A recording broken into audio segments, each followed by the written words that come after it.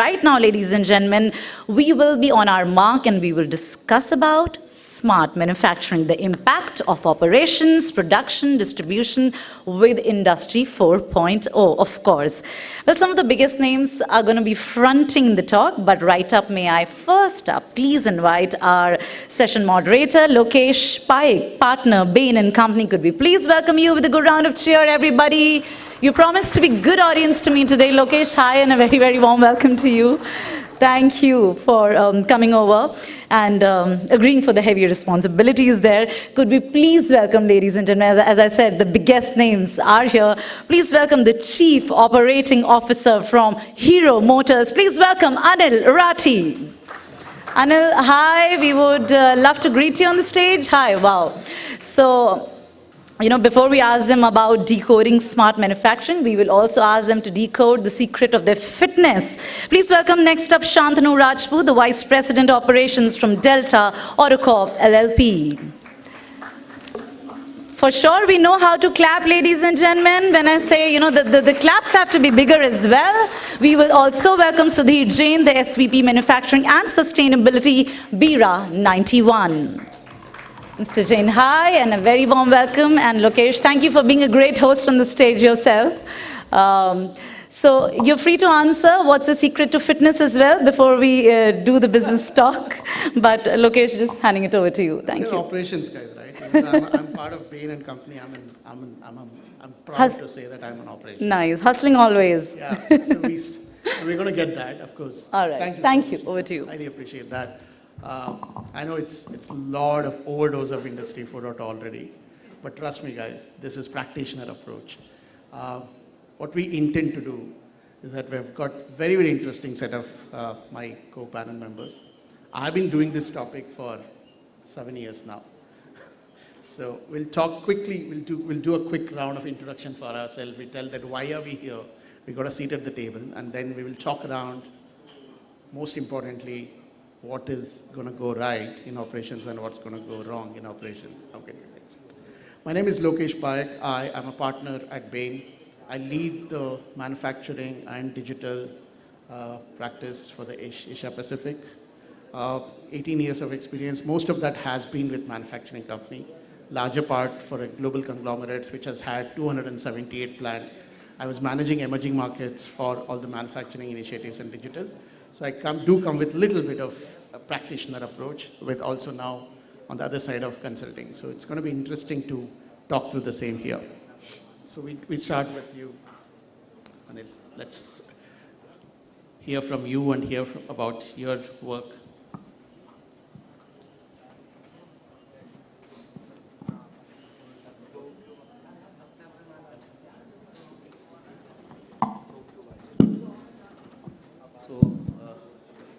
Good afternoon, everyone, and thank you, especially the ETH team and HASCOM. Little bit of, yeah. Am I audible to yeah. Thank you. Yeah. So good afternoon once again. Thank you for the opportunity to be here and have a small round of interaction about Industry 4.0, which we feel daily in and out in the factory, how it moves. So I look forward for the interaction in this next 25-30 minutes. Regarding myself, I have been associated with the group from last 15 years in the Hero factory. And I am overall, you can say, head of operations for their unit based out of Noida plant, where we are, you can say, component manufacturers for the e-bike industry. So we have almost around 10 plants. We have plants in all over India, like Noida, Manesar, and then we have plants in Sri Lanka and then Germany. So we are into more of e-mobility for e-bikes. And once I tell e-bikes, these are like the speed pedelecs, 45 km/h and 40 km/h e-cycles. So look forward for the interaction with you all in the panel. Shantanu. Yeah. Thank you for having me here. So I'm a part of the company called Delta Autocorp. We have been into business since 2018. We started with manufacturing of electric three-wheelers, and since past 2 years we have also doing a lot of electric two-wheelers. So this journey has been good. and we are looking to be, ahead of the time, be fast, and I take care of the operations over there. Yeah, so that was a brief about us. If do you want me to be? Right. See, I've got a lot of experience, so probably I will not be as brief. You can see. But my name is Sudhir Jain, and I'm now currently working for Bira 91. So it's a beer company, and it's a company, 7-year-old company. Some of you may have heard of Bira. It's becoming quite a popular beer nowadays. And the basic is that a very young company, I probably pull up the average age, otherwise, we have, I think, 28, 29-year-olds managing this company. We have a lot of brands and very flavorful brands. That's the difference we have with other companies. The perspective of coming here, as I see, is because, unlike established manufacturing processes, beer is a mix of craft and science. It's not just science, pure science. If you meet the brewers, the old-time brewers, you will find that they keep some of the skills in their pockets. You'll never get to know those skills easily. So, coming back to myself, I have started my career way back. I'm from IIT Roorkee. And then I moved into automobiles as was in vogue those days, and spent considerable time in automobiles. So I've also been with two-wheelers. So, I know both of you what you're doing. And then I moved into food and beverages. I worked for Pepsi for 10 years. Then I worked for Kingfisher United Breweries for 7-8 years. Then I moved into Molson Coors. It's an American beer company, one of the largest in the world, and very popular beers in US and some parts of the world. And from Molson and Coors, I moved into Bira 4 years back. So that's my journey: automobiles, food and beverages, alcoholic beverages. What I see with Bira is now spread over 21 countries across the globe. And it's probably replacing, and I shouldn't say for competition, but it's replacing what earlier used to be the preference of Indians across the world. Yeah. Fast replacing. And the flavors are the key. So against normal 1 or 2 flavors of beer in India, Bira currently has almost 8 to 9 commercial level flavors. And we churn out almost in our innovation center 20 to 30 beers every year. So it's quite a mix of innovation, craft, and lot of technology is required to manage this type of innovation. So I'm really looking forward to learn here. I mean, I know a lot of things I probably would not be knowing. The whole team here collectively would be knowing, but I will more talk from the user point of view. Thank you. Thanks, Sudhir. Very, very impressive, right? And I think I should be sitting here, and all of us should be privileged to get such a diverse, such variance of experiences coming in. More importantly, hands-on. I think the best part, what we all connect on automobile, all of us have worked with automotive, and that brings in, like, we've got in hardcore experience. So that's perhaps is the reason for our witness. So, automobile, electric equipment, EV, beverages, what a wonderful panel this is going to be. So most importantly, to start with, Sudhir, I'll start with you only. You have seen the world. Now, the industry 4.0 has been there since 2012. That's when the first it coined out, Akatech came up with the word, German government came up with the word. But it's not true difference from what we used to do. More importantly, there is a difference of use of technology, yes. Right? And you've been through the manufacturing. So give us a quick glimpse of what is the motivation for industrial IoT at Bira? Why did you guys jump onto it? What kind of initiatives that you have taken? Yeah. A quick glimpse of that would be good to start the discussion. So, as I was talking to you informally outside, most of the organizations in Bira also, we started with the market focus. And applications like Salesforce, entire applications came into place. Then we have a large applications team. Besides the IT team, we have an applications team in every function, especially in marketing, especially for marketing and sales. We have our own application experts in our system, and we have now started building up our own apps also, because we realized we needed both. Sometimes you don't get that, customized apps from the system, outside system. But to manage the expansion that we are having, and to manage first of all, I would say quality of the product. For us, Bira is not just about branding, because as people say, marketing can bring you to the consumer, but to sustain that, for the repeatability, you need a quality accuracy.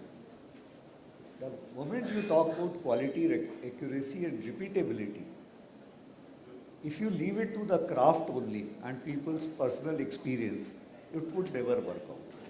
And that is where data repeatability, standard operating processes, and as I'm also learning, as we talk about each and individual step of the process, interlinking it to your sensors, through sensors to your MES, and from MES to your SAP. It's a very wide journey, but you get to know a lot of things, and a lot of things which we were missing. As you were talking about waste. Yeah. Now, we work on a zero waste concept now. In fact, Bira would be probably the first company, and I have one evening session where we are going for net zero by 2025, which is 10 years ahead of any other global brewer in the world. So to do all this, and we are not doing it just for the sake of saying net zero or industry 4.0. We think it has immense value to us for our business. So that's the motivation. Very, very impressive. You're connecting back to the true cause. Anil, I come to you. You guys are a global conglomerate. You have variant of products. There are a lot of varieties of work you do. And offline, we were talking about one important use case that you found out is traceability. And let's dwell a little more about it and give us your experience of implementing traceability and what it detailed into. How was the journey been? What was the process? What was the outcome of it? So once you talk in the e-mobility space, talk to Hero Cycles Group. So they have been majorly focusing they started in 1956. So majorly focusing on black jets, like the 2,000 rupees or 2,500 rupees cycle. Where you can say that economies of scales are so high. They used to make in the Guinness book also, the Hero cycle was registered making 20,000 cycles a day. And eventually last, you can say, 4 to 5 years, we have seen a lot of change. This market of cycles, black jet, has been saturating like anything. You can say more or less consistent or depleting, going down. And the other market, which is like e-bikes, with a motor and battery, lithium battery, the market is going up. It's not as fast as it is in Europe.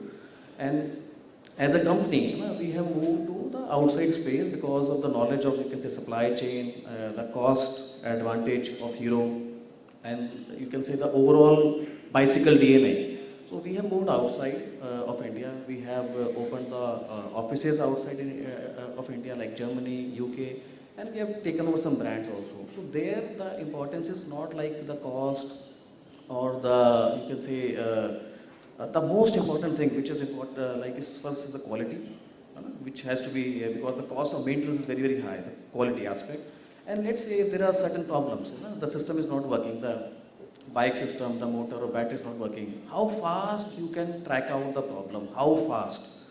So it all revolves around like UX and UI experience, user experience, how it is and how are you able to sort out.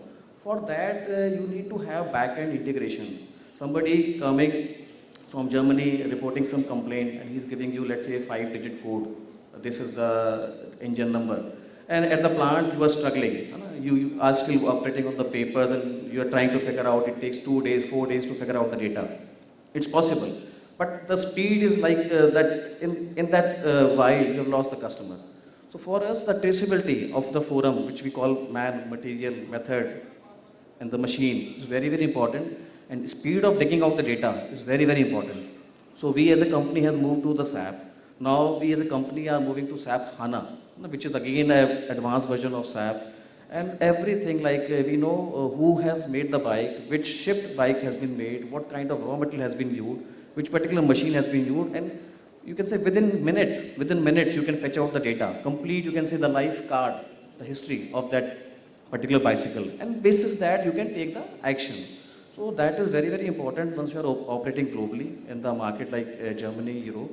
And this IoT, like the Industry 4.0, which we are trying to get into, is helping us out to serve the customer in a better way.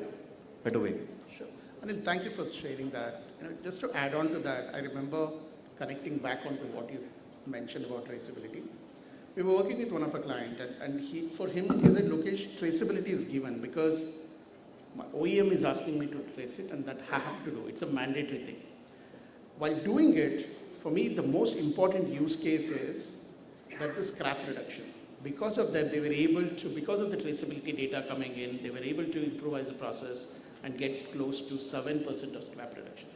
And which is a huge bottom line impact. And that's where I connect with you thought on, you have to do it, it's mandatory. But once you do it, you will start realizing that it's leading into much more better benefits. Yeah. Siddharth, I'm coming to you now. You're an early bird. You're stepping into the industry. You guys are 4-year-old. And there's a heavy competition on EV market. There are a lot of players already there. So on that front, while you have a very interesting job as head of operations, but I'm sure you get always pushed into a boardroom. Where do I invest? What do I invest? For you want to see the plant as highly connected and flexible to operate. At the same time, I'm sure there's an R&D head who will want the bunch of that particular finance coming in on new product development.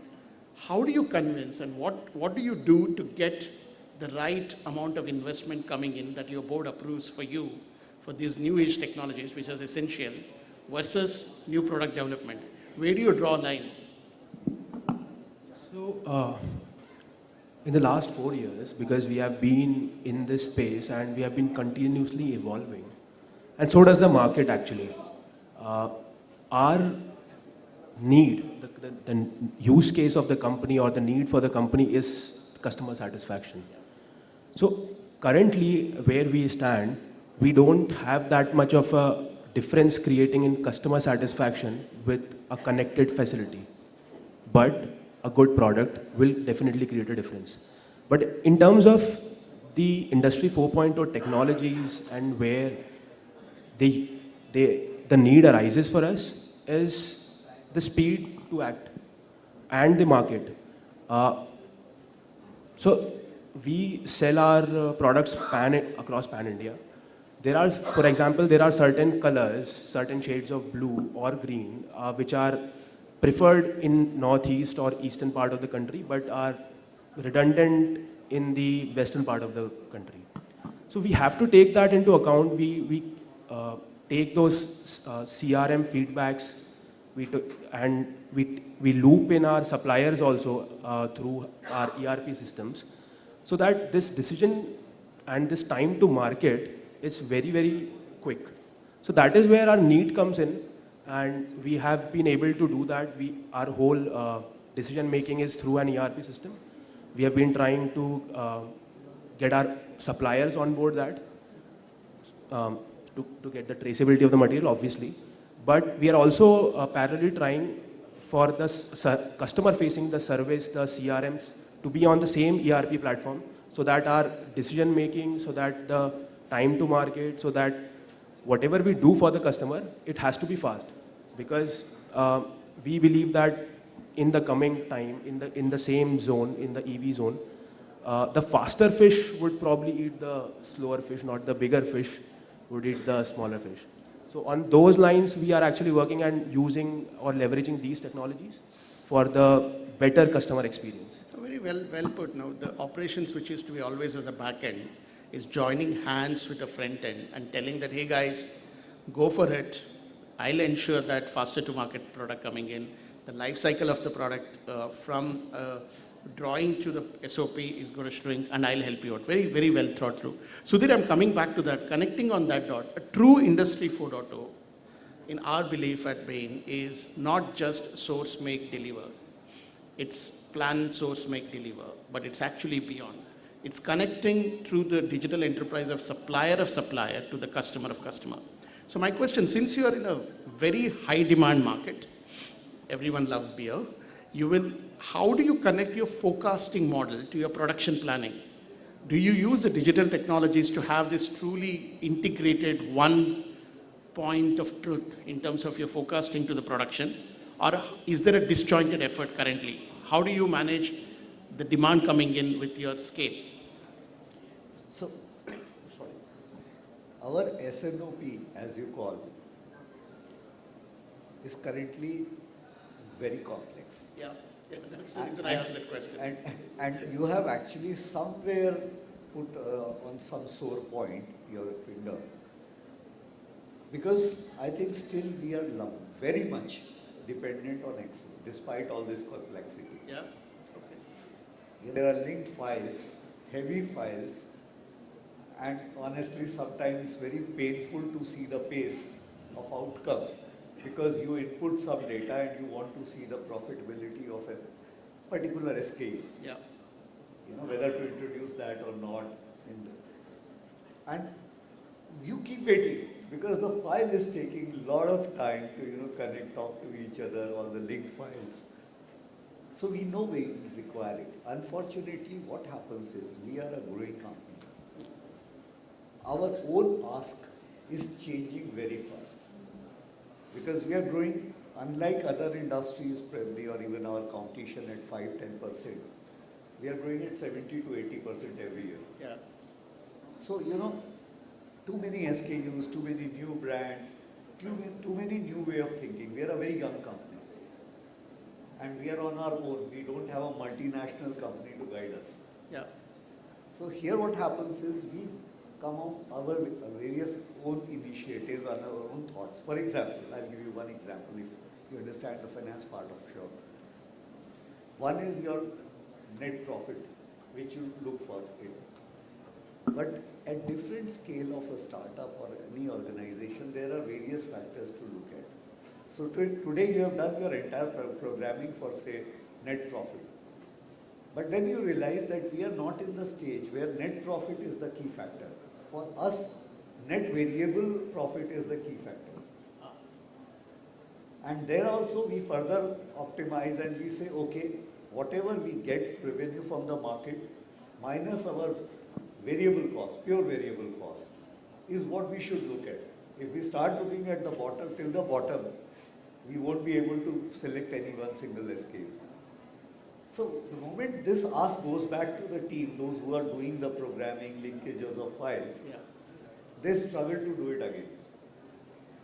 And telling it to the IT team or any application person needs a lot of explaining. And before that even, if you are asking me, the linkages of the masters, the programs, is a mammoth task for a new company to begin with. So we are in that phase where we know what to do. In fact, the company is headed by the guy, Jain, who himself is from Illinois Institute of Technology, and he's an IT guy himself.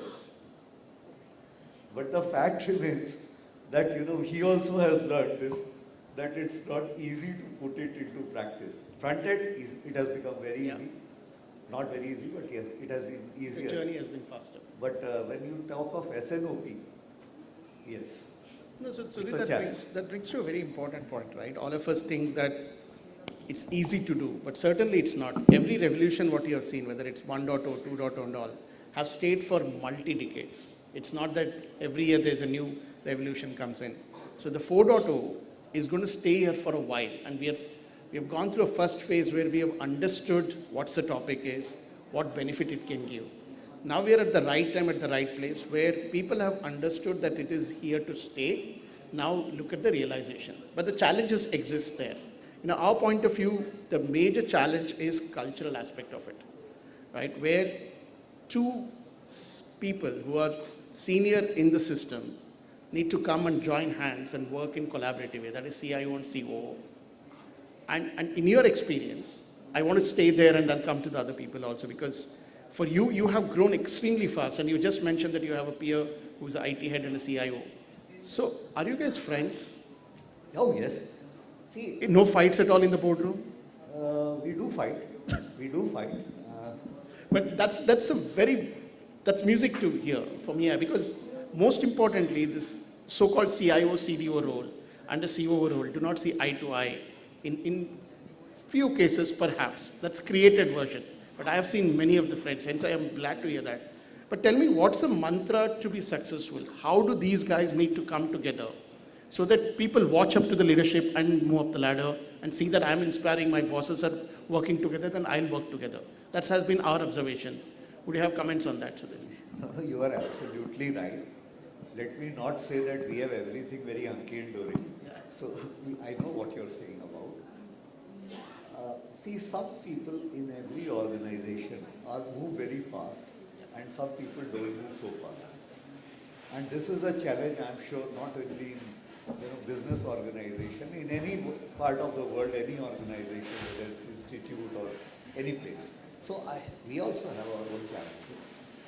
But the fact is, we are very small team at the top. So that helps us a lot.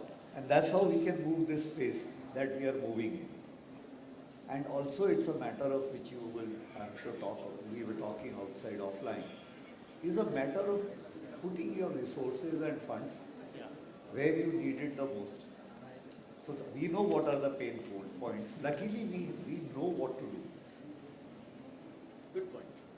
That's an important point, to get a clarity of what I want to do, right? I'll pause there and come back. Is there any question that you may want to ask now? Then I'll open up with two more questions and open to the audience. Is there any question that you have quickly to the panel member? Okay, they're warming up to the topic. It's very intense conversation. Thanks for that. Shantanu, I'll come to that. See, they say they're very young, which is very humble of them, but they've scaled up fast. And you are scaling up fast also. You're already having one more plant coming up, and you were mentioning. So when you're designing a new plant, how important is to have an Industry 4.0 as an enabler integrated into a plan? What are your thoughts on that? What are you guys doing on that front? Yeah, so like I said, with keeping the customer experience and the time to market at the heart, these enablers are important, like really important.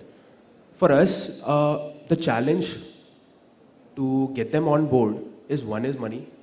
The second one is you have industry experts, you have stalwarts who have been in this market, understanding this EV space for some time. And they more or less are rigid to adopting new technologies. So how do you actually bring them on the board, getting them aligned with the idea of the company?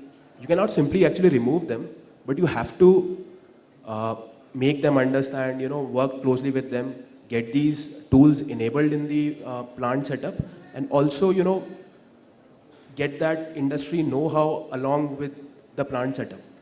So that is what seems to be the time for us. Good. I think very well put, right? It's better to get the blueprinting done. Let's spend a lot of time on creating a blueprint, having a right thing to do, what we want to do, get the best practices from industries, create an approach, and then go and hit the ground. And that's what is a mantra for you for the setting up an industry. Very interesting.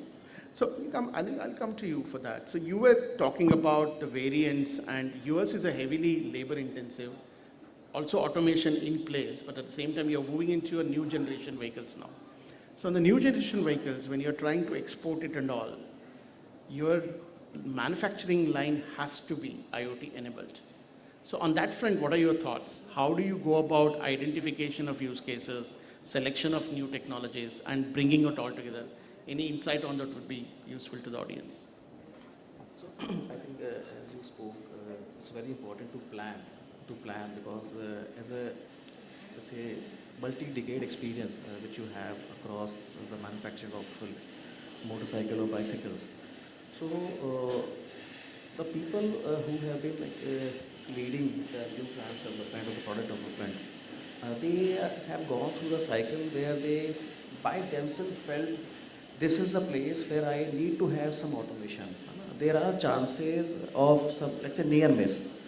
Once you are operating at the tag time of 20 seconds, every 1 minute you are making 3 bicycles or let's say motorcycles, very, very fast speed. People understand there are some chances this can skip. So the shop floor managers or the planners who are planning the projects, they by themselves understand the gravity. So while choosing the new lines or the new supplier or layout or the equipments, machinery, software, they would always like to put that as a part of, you can say, a package, which will ease out their life in time once they operate.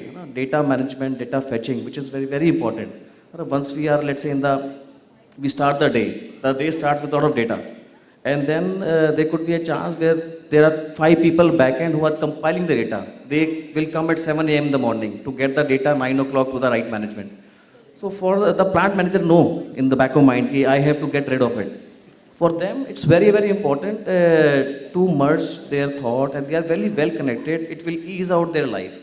It will prevent the near miss. It will prevent that, you can say, part outflow, wrong part outflow. So automatically it comes, and as a, you can say, management also, or as a customer also, they know the importance of it. So that helps them, you can say, plan. And once you are out there identifying the sources, there are n number of, you can say, examples which are operating with lot of, you can say, Pokayogs. So that gives them motivation. So that's keep on, you can say, churning the new plants and new projects. Sure. Very insightful. Fortunately for all of us who belong to the operations side, the manufacturing has become super cool now. 5-10 years ago, people used to wonder, like, no, I don't want to get into mechanical engineering, not an automobile engineer. Now people are coming forward and say that I take a pride in telling that I'm a blue collar. See, all of us, right? Even though we wear blue, little lighter version, but we take a pride in that. Because the technology aspect has become an integral part of manufacturing now, right? Sudhir, I'll come to you there. We were talking about ESG, and you made a very good point that sustainability has to be there. Second is this threat of cybersecurity. How comfortable are you to put all of data into the cloud, which is your manufacturing data, which used to be, you said, very secured, right? Beer were not coming in. Beer people were not ready to live. Now, how comfortable are you to put the data out there? How comfortable are you to go with the new age technology when everything is out there, but there's an element of cybersecurity, which is inbuilt into it? How comfortable are you? See, we've been using cloud for sure, but we've had our share of glitches also. Yeah. So, and something I think we are in the process of learning. Something as recent as 2 days back, where all our master files, something happened to them. And we were in a panic in the morning as to what should we do now. Sure. So there are glitches, but I think it's also a learning for us that how to use cloud better. So I think I have summarized. Very, very interesting thought, right? Really happy to hear that. I'm here to learn. I've gone through my journey of experience, but I'm here to learn on new technology. I don't mind trying and failing rather than staying away from it, right? So question to all of you. Shantanu, I'll come to that. What do you think are the major challenges that you face when implementing Industry 4.0 in your existing plant or new plant? What are the top 2 or top 3 major challenges? I'll come to you, Anil, on the same thing. Yeah, so major challenges for Industry 4.0 to us is one thing about the investment, the return on that. The third thing is prioritizing the stuff. Like, what do I prioritize at this point? It's even if I get the money, the other resources have to be on board to get it right. And in the Industry 4.0, it's just not you get the technology on board, but you have to do it end to end. You have to actually start using it, collaborate it according to your usage. So that is where the resource comes in. That is where the priority has to be set. So that is something that we actually struggle with, to prioritize the manufacturing automation part of it. But we very well understand the fact that we have to use data to get our decisions right at first time, preferably, and do them at a rapid pace. So thanks. I think time is up. So We'll take a quick audience question. There I see one hand coming in and two hand. So we'll take those 2 questions, please. Good session, but how do you measure the success? What is the basis when you decide to go for IoT? You clearly mention these are all the points to be measured. Do you do that? How do you do that? Illustrate with example. The question is all three of you. Good. Sudhir, you want to take it up? ROI. Yeah. Return of investment. No, very good question. See, IoT, for the sake of IoT has no meaning. There has to be a need. If you don't have a need, why do you need? So, how does the need arise? That's where I was coming from. Depends on the complexity, number one, of the operation. When you realize things are going wrong at 100 places and you don't know where to pick up from. There, IoT is very useful. I will give simple, just basic answer. Machines break down. Now, earlier method was an expert's method. Your technician on the ground had his own expertise. He could listen the vibration of the machine and tell you something is going wrong. But that time, every machine, every location had 1 or 2 people stationed. Today, you can't afford that luxury. So what do? You have sensors. Now, how do you listen to the sensors? You need some platform to understand what the sensors are telling you, and some quick dashboards through which you can pick it up. So this is all about IoT. So if I put it in a very small. No, a lot can be discussed on this. I'm sure offline we can discuss and give you more insights onto it. Panel members, thank you so much for being here, making it to the event and talking through in a very limited span of, I know we were already time's up, but what a depth of experience, amazing value sites. Most important is, as few of you mentioned, that it's a learning game. The dust has settled in now. Now it's only going to be real value realization. Thank you so much. Let's stay connected and happy to be moderating this. Thanks for being very, very nice audience. I know it's a lot of conversations around. Thank you.